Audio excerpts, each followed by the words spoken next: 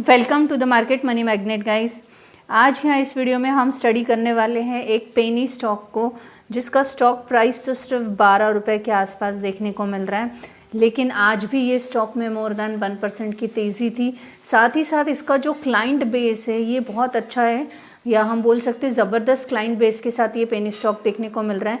और अगर ज़बरदस्त क्लाइंट बेस है तो हमको डेफिनेटली ऐसे स्टॉक को एनालाइज करना चाहिए, ऐसे स्टॉक की स्टडी करनी चाहिए।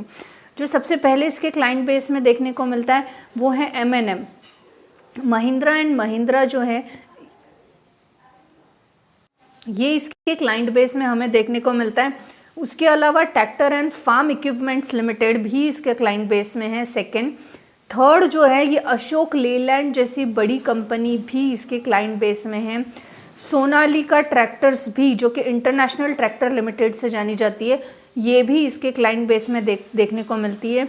और इस्कोट्स जो कुबोटा लिमिटेड है ये भी इसके क्लाइंट बेस में है।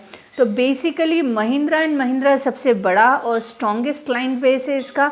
अशोक लेलैंड और इंटरनेशनल ट्रैक्टर लिमिटेड, ये 3-4 क्लाइंट बेस तो इसके ज़बरदस्त हैं। अब 12 रुपये का पेनी स्टॉक है, जो कि इसके ये क्लाइंट बेस हमें जो है अच्छे देखने को मिल रहे हैं। तो ऐसे स्टॉक की रिसर्च या स्टडी पूरी तरह से करना तो बनता है। तो चलिए आज हम देख लेते हैं कि ये पेनी स्टॉक जो है महज 12 रुपये का, इसका इतना ज़बरदस्त क्लाइंट बेस क्यों है। सबसे पहले तो अगर हम देखें कि ये स्टॉक करता क्या है, मेनली कंपनी करती क्या है, तो ये जो है manufacturing machine casting and components जो कि ट्रैक्टर्स के लिए ये बनाती है, कमर्शियल व्हीकल्स के लिए और इंटरनेशनल इंडस्ट्रियल एप्लीकेशंस जो है ये बनाती है। यानी बेसिकली ट्रैक्टर के कंपोनेंट्स, कमर्शियल व्हीकल्स के कंपोनेंट और जो इंडस्ट्रियल एप्लीकेशन से ये बनाते हुए देखने को मिलती है। इसके अलावा कंपनी जो है ये मेजर ओरिजिनल इक्विपमेंट मैन्युफैक्चरिंग यानी OEMs भी देखने को इसके मिलते हैं, like Mahindra and Mahindra, TAFE, इकोस्टक और अशोक लेलैंड और अदर। इसके अलावा ये इसका जो प्रोडक्शन कैपेसिटी है ये वो दोनों में, यानी कास्ट आयरन कंपोनेंट्स और डुटाइल्स में, दोनों में भी ये वेटेज रेंज जो है इसका छोटे स्मॉल जो हेवी कास्टिंग्स है ये देखने को मिलती है। तो बेसिकली कंपनी करती क्या है ये तो आपने जान ही लिया। ये मैन्युफैक्चरिंग के साथ साथ इंजीनियरिंग कंपोनेंट्स में भी काम करती है, ट्रैक्टर और हेवी कमर्शियल व्हीकल्स के लिए। इसका जो हिस्टोरिकल स्पैन है 5 ईयर डिकेड का, अगर हम बात करें तो ये मल्टीपल प्रोडक्शन फैसिलिटी देता है नॉर्थ इंडिया की तरफ मैक्सिममली। तो basically components hydraulic lift cover, wheel hubs या इसके अलावा भी डिज़ाइन करके भी ग्लोबल EMs जो है क्वालिटी स्टैंडर्ड के ये प्रोवाइड करती है। तो कंपनी करती क्या है ये आप समझ गए। अब हम पहले देख लेते हैं इसके फंडामेंटल्स कैसे हैं। अब अगर हम बात कर ले मार्केट कैप की तो आप देख सकते हैं 198 करोड़ का मार्केट कैप है। स्टॉक P 999 है। मार्केट कैप पर से आप समझ गए होंगे कितनी छोटी कंपनी ये है। ROC 9.86% है, ROE 5.73% है। करंट स्टॉक प्राइस 12.1 है। डिविडेंड स्टॉक ने अभी दिया नहीं है। फेस वैल्यू 2 का है। यानी स्प्लिट कंपनी का ऑलरेडी हो चुका है। डेप 175 करोड़ है। डेप टू इक्विटी रेशो 0.71 है।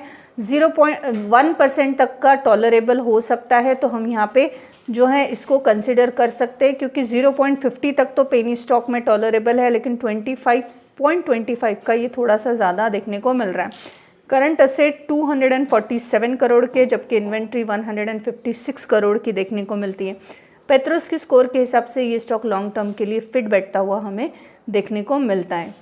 Most importantly share holding pattern की बात करें तो प्रमोटर का होल्डिंग 57.59% है।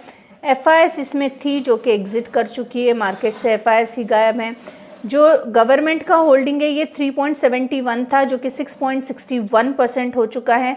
गवर्नमेंट अगर आप देखेंगे तो इन्फोर्समेंट डायरेक्टर रायपुर जो है यहाँ का होल्डिंग हमें देखने को मिल रहा है दिसंबर 2024 से ये होल्डिंग बढ़ता हुआ हमें नज़र आ रहा है और दिसंबर 25 में ये 6.61% तक का देखने को मिल रहा है, जबकि इसमें पब्लिक सिर्फ 35.80% हमें देखने को मिल रही है।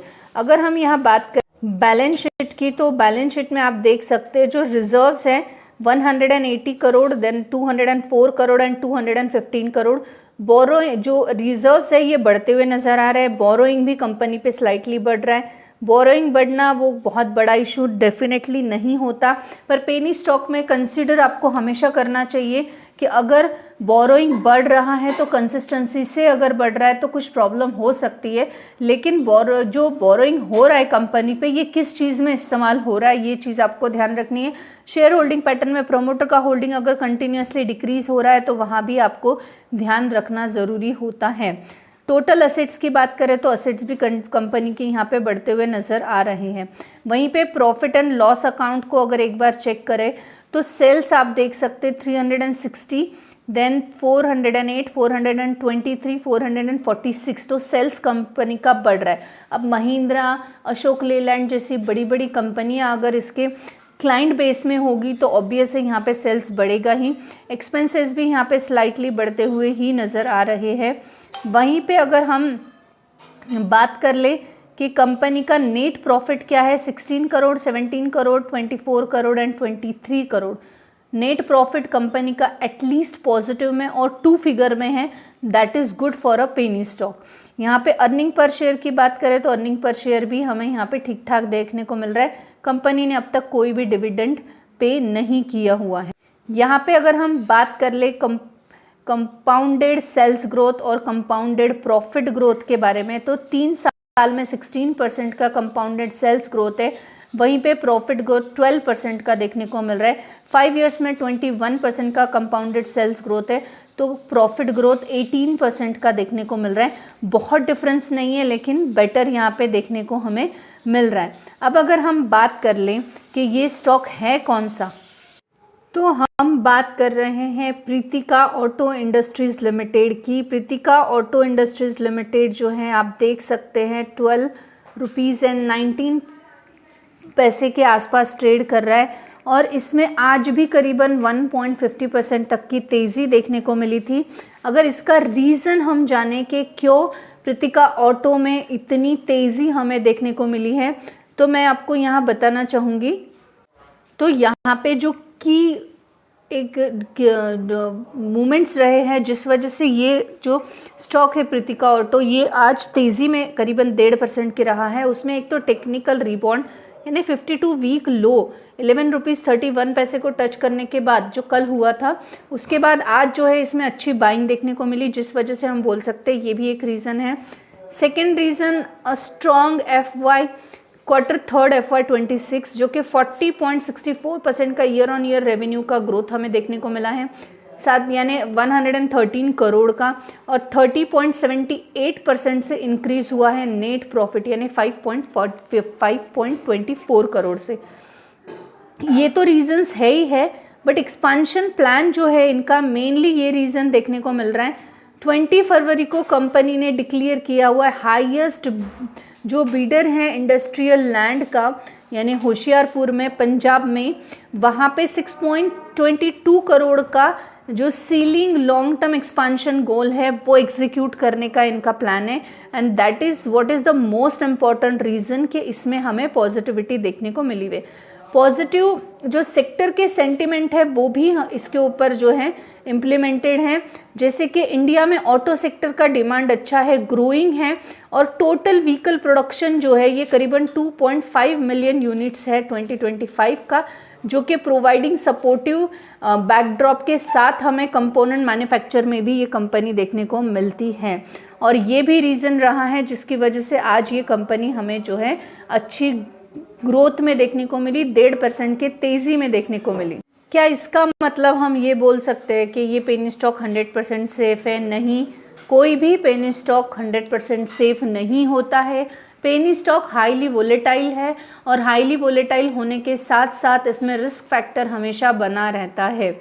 ये पेनी स्टॉक एक इम्प्रूविंग पेनी स्टॉक के कैटेगरी में है जिसके क्लाइंट बेस हमें स्ट्रॉन्ग देखने को मिल रहा है और फंडामेंटल्स जो है इसके ये इम्प्रूविंग है, साथ ही साथ इसका एक्सपांशन का प्लान भी बेटर है। और ऑटो सेक्टर जो है ये एक ग्रोइंग सेक्टर होने के साथ साथ क्लाइंट बेस तगड़ा होने की वजह से इनका सेल्स भी हमें बेटर देखने को मिल रहा है। दैट डजेंट मीन कि ये सेफेस्ट पेनी स्टॉक है। पेनी स्टॉक हाईली वोलेटाइल है, चले तो चांद तक है वरना शाम तक है। आपका लगाया हुआ पूरा पैसा भी ज़ीरो हो सकता है। आप इस स्टॉक को अच्छे से स्टडी डेफिनेटली कीजिए। स्टडी पर्पस के लिए तो ये स्टॉक बहुत बढ़िया है, इस पर वॉच रखेंगे तो आपको फ्यूचर में और भी स्ट्रैटेजीज इसकी समझ आएगी।